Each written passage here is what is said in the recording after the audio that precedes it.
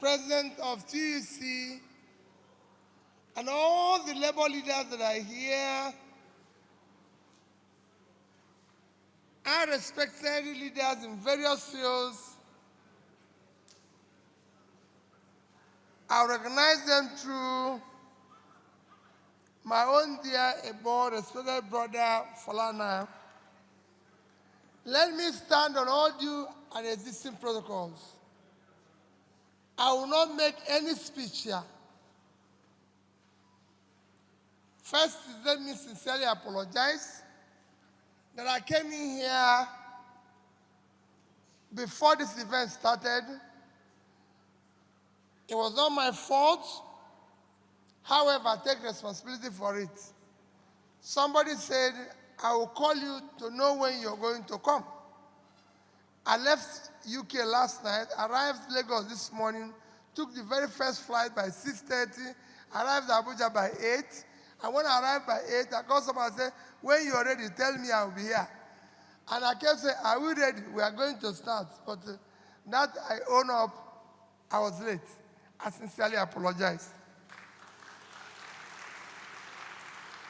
Number two is that this is a retreat organized by Labour and Labour Party. My job here is to listen. Because it will be one of the most disappointing and grave damage to Nigerian existence if Labour goes through this effort and supports somebody to lead this country and it fails. God forbid. So for me, I want to listen. I want to take note. That note is more important to me than anything. I don't want to tell you people any idea. I want to listen to you. My job is to listen. So that you don't go there and start giving them excuse. Because what we are used to in this country is for people to go into office and start saying what they saw when they get in there. I don't want to see anything when I get in there. I want to hear it now. So I know what to do when I get in there.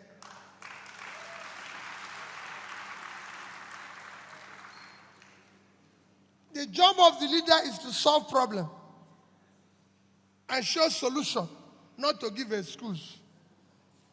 I don't want to go there and people start saying, oh, I'm blaming the people in the past. They did this, they did that. If they were doing good, you won't hire me. So I'm being hired to deal with the problem, not to remind them where they're coming from. I don't want to remind Nigerians where they're coming from. I want to start solving the problem.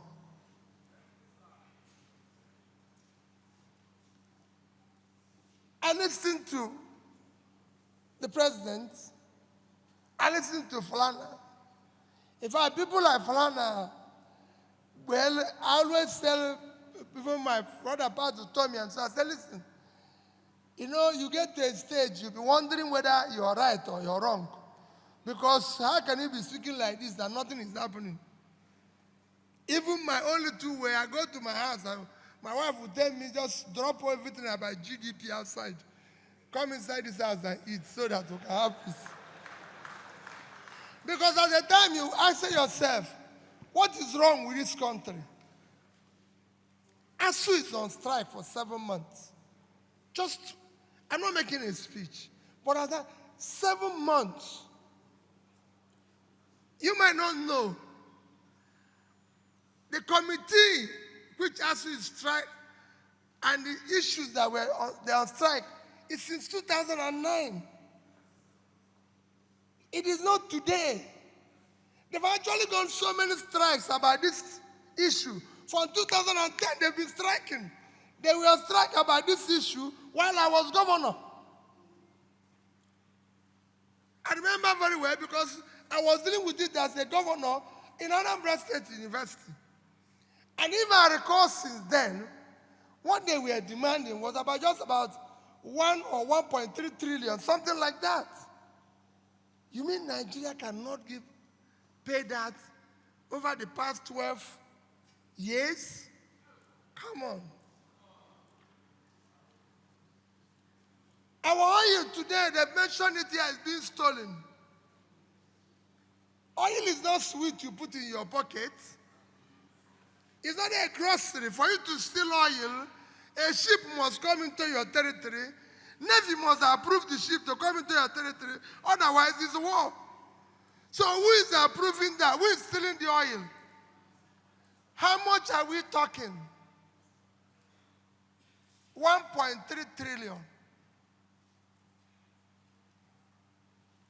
We are the only oil producing country, the only OPEC country that is not meeting up its quota. Apart from Venezuela that is on strike, that is on sanction. Because of sanction, every other person is actually asking to produce more. We are not meeting our own. To show you the amount of money as is stealing, throughout the month of July, our oil production, our quota is 1.8 million per day. Throughout that month, our production,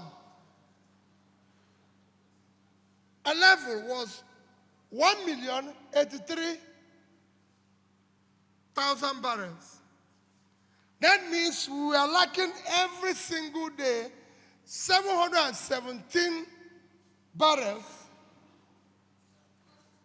from our own authorized quota. If you tabulate that, it came to 22 in the month, it came to 22,227,000 thereabout. Oil on the average sold in July, you can use an average of 110. I've said it everywhere.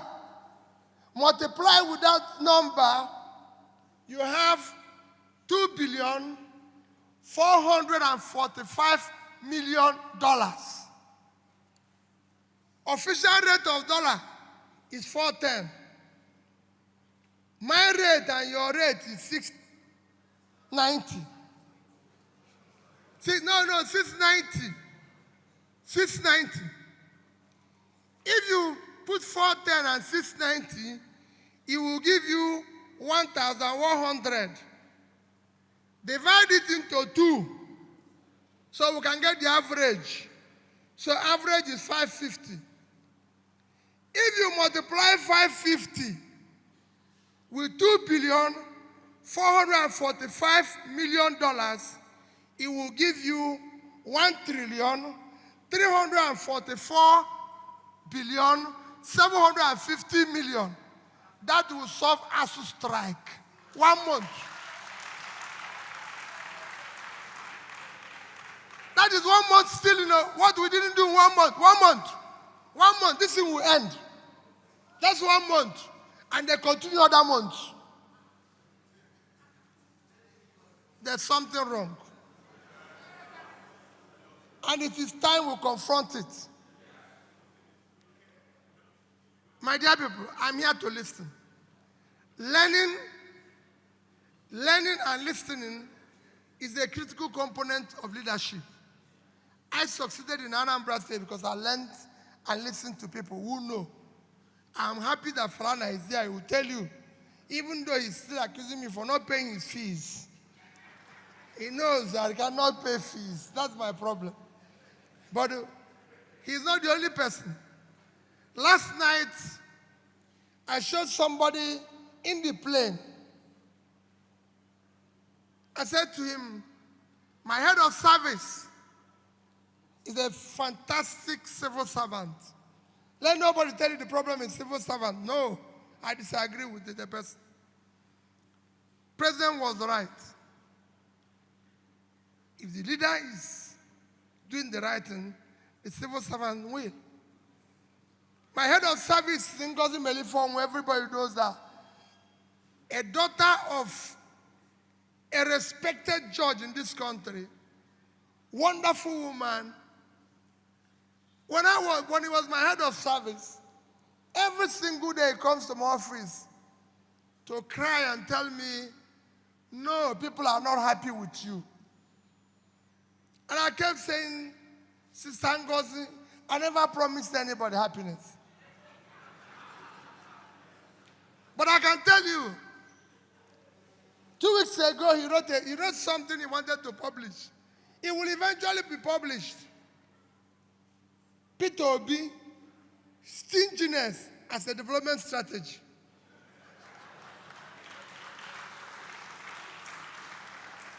Because what happened? Every time they bring file, bring this, I say, you can't do this, you can't do this, you can't do this. So they were not happy. But when I started clearing gratuities unpaid, pension unpaid, everything unpaid, they came to me and said, where are you getting the money? I said, it's your money. That's the money I cut here is what I'm using here. So the day I left office, everybody knows. I wasn't owing the civil servant any salary, any pension, any gratuity. All their leave allowance were paid. The rest is history. So for me, I want to learn. I want to listen. The leader doesn't know everything. Anybody that knows everything is an idiot. He shouldn't lead. President, let's put it in right. Let's document it. That's how we're going to. Even after the election, don't go away, because that's another problem we have. Don't go away. I said it, I told my people last night, I had 2 Yorubas in the plane, one Northerner and myself, and I asked them a question. Do any of us know the pilot of this plane? They said no. So why did we enter this plane?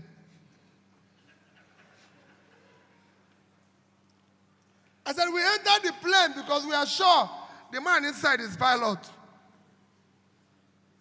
And we are going to Lagos.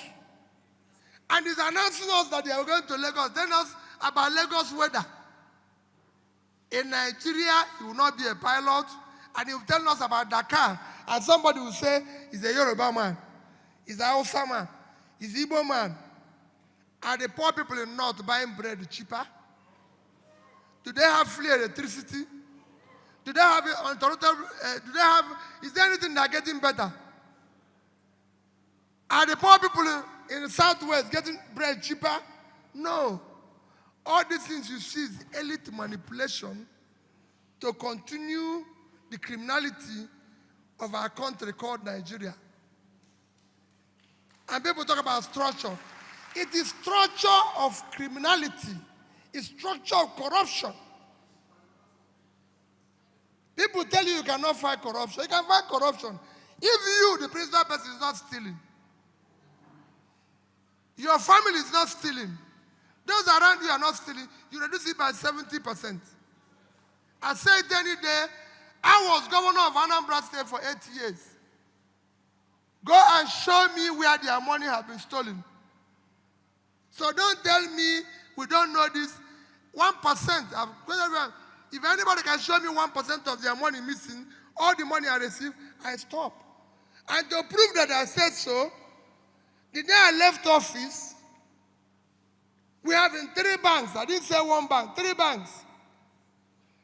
Access Bank, $50 million, 12 billion naira. Diamond Bank, $50 million, 12 billion naira. The Diamond Bank MD as are there now is the Labour Party candidate, Fabia. Go and ask him, I said it. I have with him $50 million, 12 billion naira. Fidelity Bank, $55 million, 12 billion naira. I could have converted it into anything and taken it away under one guise or the other. Anambra have not bought me pure water since I left office as governor. Because there's no gratuity, no pension for governor. You finish your job, you go home. So we must. I will make my speech maybe after the retreat Mine is to learn. Put it in writing. When we succeed, don't go away. You must stay around to say, Oga, we agree say we dey go Lagos. You don't begin go Dakar. Because that's the problem. The man will come and start giving excuse. Even if you don't achieve 100% of it, we want to see 100% effort. We want to see 100% sacrifice. We cannot stay like this. The biggest asset of Nigeria today is the vast land we have in the north. No country will have that land and go hungry. I went to Niger State and I repeated everywhere I have opportunity. Niger State is 76.3 thousand square kilometers of land, fertile land. They can't feed themselves. They can't feed Nigeria. They can't export anything. Netherlands, minus water.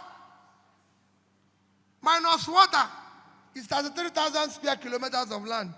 Total agricultural export last year, $120 billion.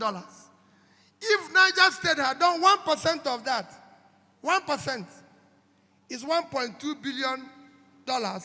Multiply it with the real rate, 650, is over 750 billion naira. That is 5 times their budget. They are waiting to share 3 billion a month. In a year, it costs 36 billion. What type of country is that?